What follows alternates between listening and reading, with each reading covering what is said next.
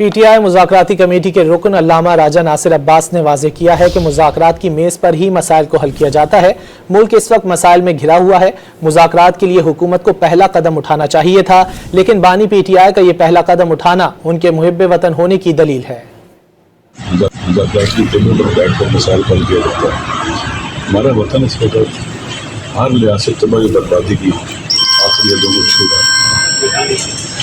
امن امان کا مسئلہ ہے، سیاسی بحران ہے، معاشی بحران ہے، ملک کے اندر لوگوں میں مایوسی ہے، سسٹم کے اندر لوگوں کا اعتماد کچھ لیا ہوا ہے، ادارے لوگوں کی نظروں میں ایلیمنٹ ہو چکے ہوئے ہیں۔ اصل ہونا تو یہ تھا کہ حکومت کی طرف سے کام ہونا چاہیے تھا، حکومت قدم اٹھاتی اور پاکستان کی خاطر، پاکستان کے عوام کی خاطر، لیکن افسوس کے ساتھ کہنا پڑتا ہے کہ ان لوگوں کی طرف سے کوئی قدم نہیں اٹھایا گیا۔ عمران خان جو یہ قدم بات ہونی چاہیے، مذاکرات ہونے چاہیے، یہ اس کی محب وطن ہونے کی دلیل ہے، اب الوطنی کی دلیل ہے۔